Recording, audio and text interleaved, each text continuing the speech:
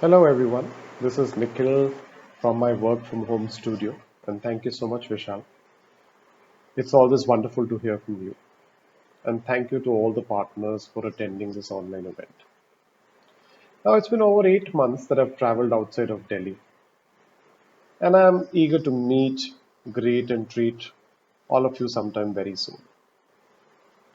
These virtual sessions are never easy. I'm looking at a laptop camera right now and talking, in place of all the partners being in front of me and having a face-to-face chat. I think that one is definitely more interesting and interactive. But nevertheless, I wanted to spend some time and talk about this entire COVID situation and how the last 8 months have been.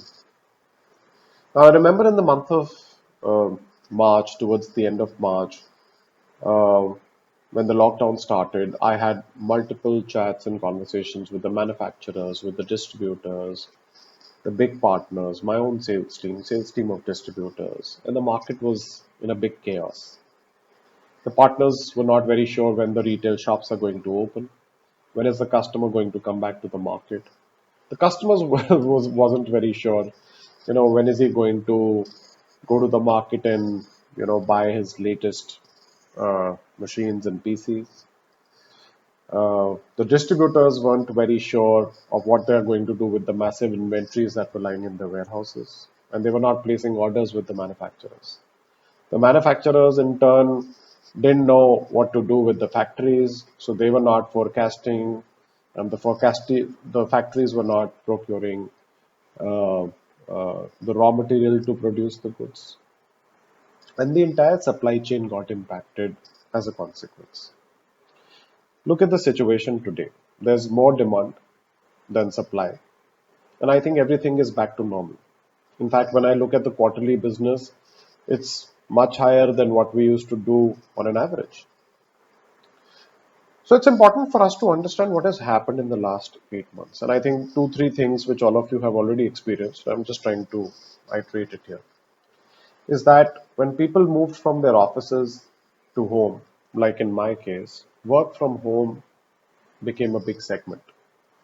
And when you're working from home, you need powerful machines, you need better PCs, because you're spending almost like 13 hours with this machine at home or with this PC at home. All the kids, all the students, whether it is school or college, they're educating, they're learning from home. So there's a bigger demand of notebooks, there's a bigger demand of desktops to be used at home to educate themselves. And I think when we are not moving out, when we are not traveling, when we are confined to the limitations of the society or the house that we are staying in, I think one of the most important things is entertainment. So this device called the desktop PC or the notebook PC became the central device for your work needs, for your education or your learning needs, and for your entertainment needs. Of course, a lot of youth in the country was getting bored, and what could be better entertainment than online gaming? And India kind of sparked off in this territory. Now, interestingly, we saw a near 50% increase in online gaming between February and July. In fact, when I was getting data from my headquarters, we observed that India was amongst the top countries. It had surpassed US numbers, it had surpassed China numbers in terms of percentage growth of uh, consumers going online to play. And in fact, even the number of hours spent on game time was way higher than the average across the globe. But this is a very interesting figure. So, which means there was a lot of availability of consumers, and uh, this entire situation kind of triggered the need, which was somewhere, lying under the sea. So, this lockdown actually helped in the acceleration of consumers moving to online gaming in general and getting used to it. So, what is really driving this gaming growth that we continue to talk about? Apart from mobile gaming being a big tailwind, I want to talk about five important things. A, the country is extremely young. and the typical gamer that we talk about is between 18 to 24. Uh, there's an increase in urbanization. The dispensable money available with these kids is on the higher side. The digital infrastructure in the country has become uh, much better. Uh, the games or the publishers, they have started to make money. The in-game monetization has almost reached 28%. So if everyone is making money, only then will they invest in the country. So I think that's a good win.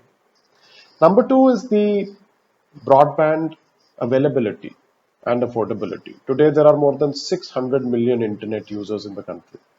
Uh, uh, and I remember using a 16 Mbps connection at a much higher cost about 2 years back in Delhi. And today I have a 1 Gbps connection at almost half the price. As an observation, we saw that in tier 2, tier 3 cities where the internet broadband kind of opened up, it was directly proportional to the online gaming growth that we observed. Number three is esports has become much popular in the recent couple of quarters. There are a lot of big esport companies which have invested. Just to give an example, DreamHack and many more, who are investing a lot of money in terms of prize money pool and promoting a lot of esport teams. It's become a big spectator sport. India already has a viewer base of around 4 to 5 million regular watchers, and it's increasing every day. Number four, higher education. India is always considered as a country with a lot of students, and we're talking about almost 40 to 50 million students studying in various colleges across the country. Almost 10 million students are being added every year. Approximately 25 to 30% of these students are engineers. And see, if they need a PC, they don't need a PC only for entertainment. They need a PC for their education. They need a PC for their study needs. Now, they could be developers, they could be creators, they could be doing some form of machine learning.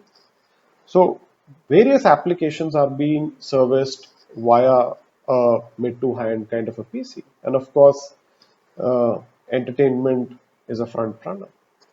One segment that I really want to emphasize as the last portion is creators. Look at YouTube. All Indians love to watch YouTube. India already has more than 300 million active users. There are 2,000 plus channels, each with a million plus kind of a subscriber in India.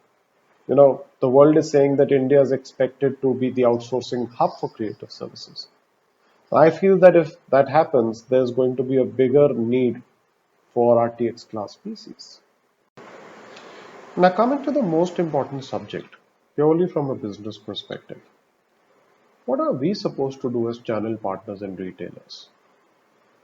But before I proceed with that, we must realize and understand that the desktop market is flat and it's not increasing at the pace we expect it to.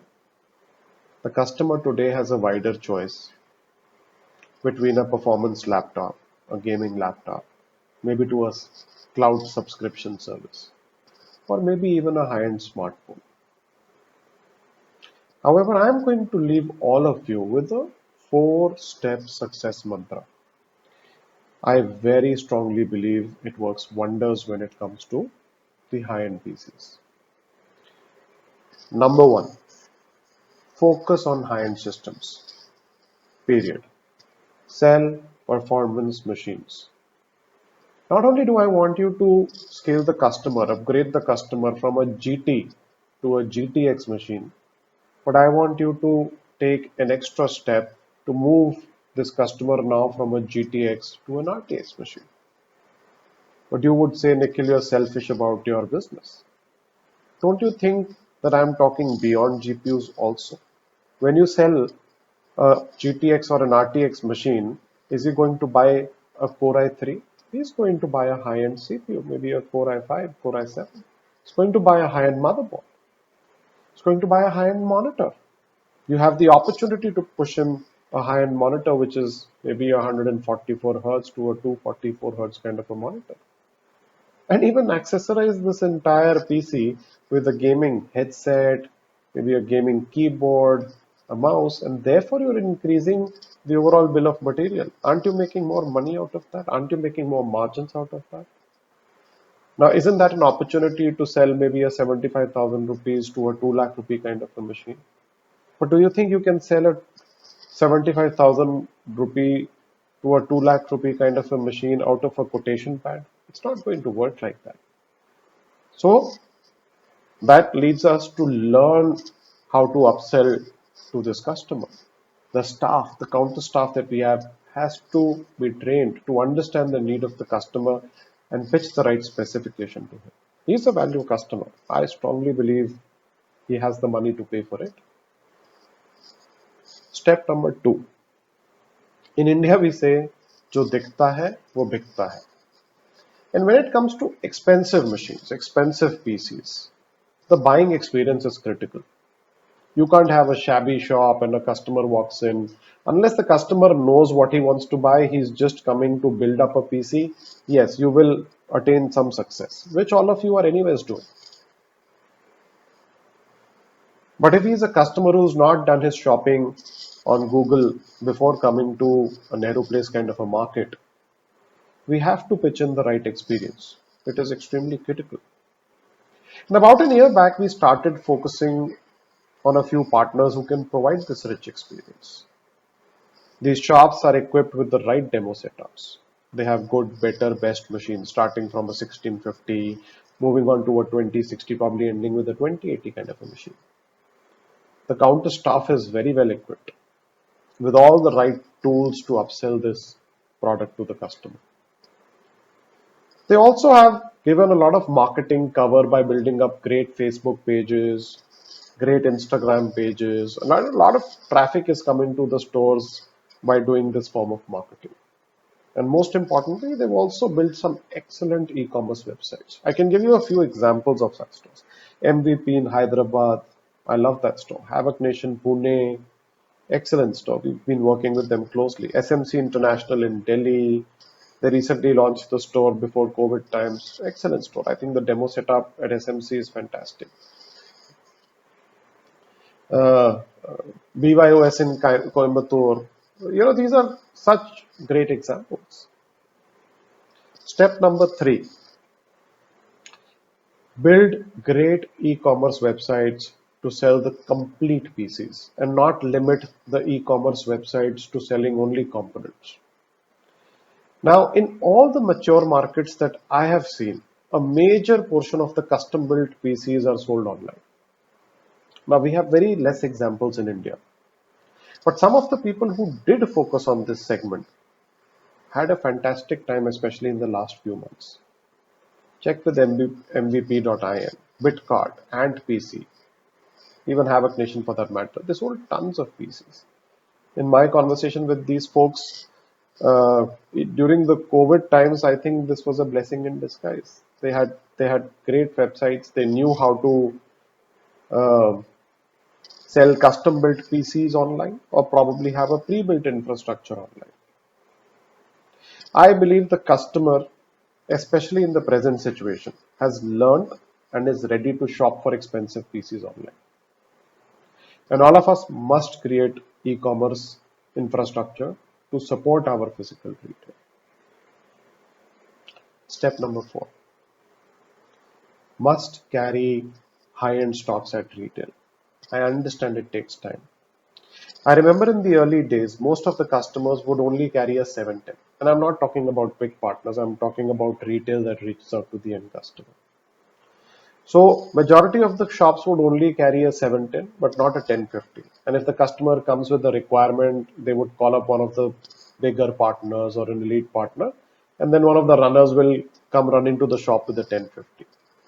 But a lot changed in the last 2 years. We saw a big change when it comes to these front retailers. At least they started to carry a 1050, maybe a 1650 now. And that was a big change.